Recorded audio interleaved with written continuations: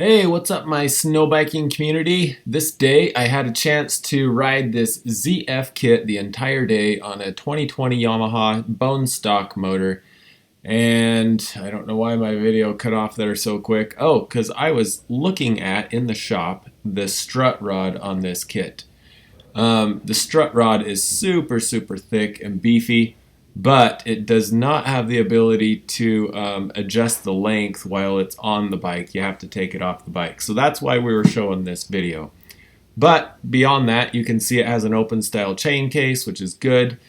Right here I'm showing a closer view of the front ski. It seems to be very well built. I'm going to insert a couple pictures here of the front ski setup, because we noticed something interesting. On the left here is the ZF kit, on the right is the Timbersled. Notice the distance between the ski axle bolt and your fork axle bolt. The ZF is back like quite a bit further than the Timbersleds, and this actually makes a difference in handling. It makes the bike feel a little shorter, kind of like a shorter wheelbase motorcycle, so it turns sharper. That makes it feel better. So here's the bottom line for me though. This is what this kit is amazing at. So I have this little hill. Well, it's not really little, it's kind of steep. I climb this hill all the time. This is me on the ZF kit. It's a 127-inch, 2 3/4, 12.5 inches wide, bone stock Yamaha. I'm in second gear, and it absolutely just ripped up that hill. It climbs so well. I hesitate to say this, but it might climb better than a bone stock Yamaha pulling a Riot3 3-inch track. I don't know for sure. I did ride them back to back. It's pretty close, but I really felt like this bike pulled that kit and that track very well. That's so much fun. So then I decided to go ahead and do a nice comparison with just a bone stock 18 Yamaha pulling a Timbersled 120 Riot S kit. And we'll see what happens. Yeah, I only made it like 20 yards up the hill and realized I just was not getting the same amount of traction. I had to turn off to the side, otherwise I was just going to slow down and start digging. Total pro and con thing, the Timbersled S kit feels super nimble and fun to turn on, but man, it does not climb like that other kit does. That other kit climbs so well. Anyways, bottom line, super impressed. Rather than giving you a whole bunch of riding footage that really isn't going to give you much of an impression or idea of what's going on with this other ZF kit, for the first time ever, I decided to let you guys see my face a little bit. So here we go. Let's try this. It does not climb like that one does. Not even close. All right. This is a rare occasion where you actually get to see my face and not my fender. I'm Jed, aka Just450. Today we had a chance to ride the ZF Snow Kit. It is a 127-inch by 12.5 inch by 2 3/4 lugs. In the center, they're 2.5 out on the edges. Has Olin shocks. Has a slightly narrower ski. I didn't measure it. I don't know what it is. Very super impressed. We rode it today against a brand new MtnTop, the 126 by 3 1/4, which was amazing. We also have a 23 Riot S Pro, the 120-inch. That one's really fun. I'm super impressed with the climbing abilities of this. Also, sorry, we had one more bike today. We had another Yamaha on a Riot 3. So we had a 3-inch. So we had a really good opportunity to test all of them together. This one, for the price, is amazing, quite honestly. So the best way I can describe this is it feels very aero-ish. The front end is very planted, but it climbs like nobody's business. The suspension's actually great. My only complaint is the front ski is pretty grabby. It feels just like my 2018 Aero did. Honestly, all we got to do to make this kit amazing is put a Timbersled or MtnTop ski on the front and you would be golden.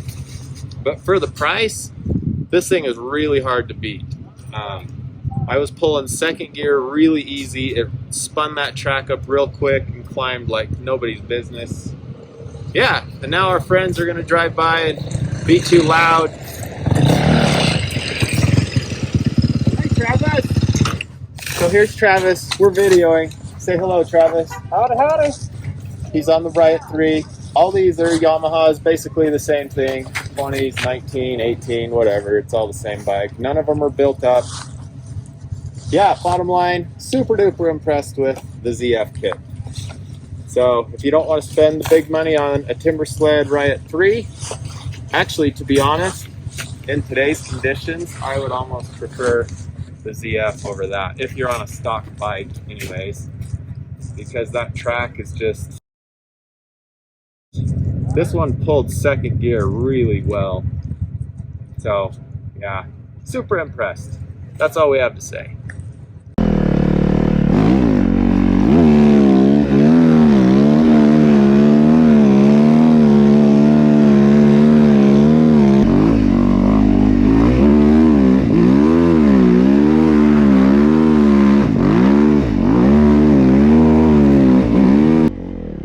Okay, here's some random footage while I talk for a second again. We played in the pine trees. It was really fun.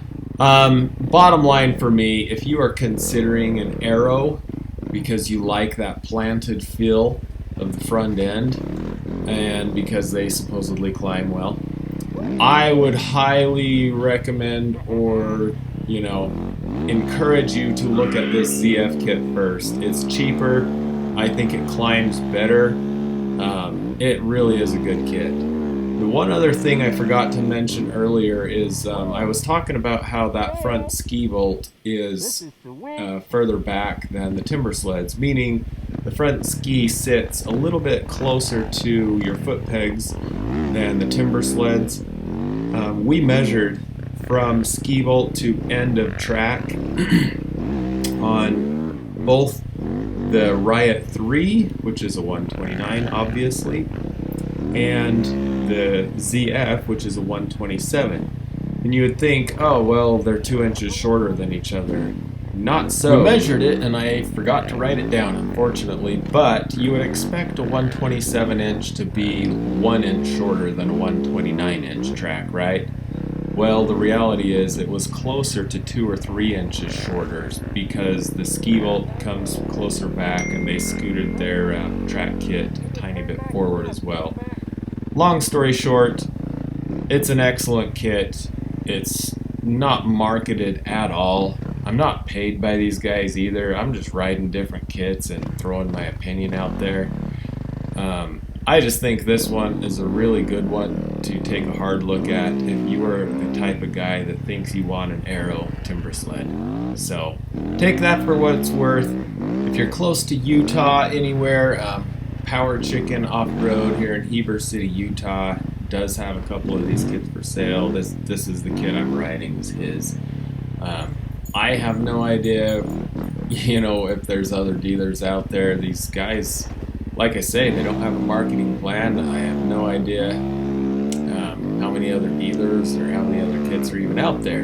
I just think it's a really good kit to take a look at. So anyways, this video's getting too long, everybody, so it's time for me to end. So thanks for watching. Like and subscribe. Stay tuned for more to come.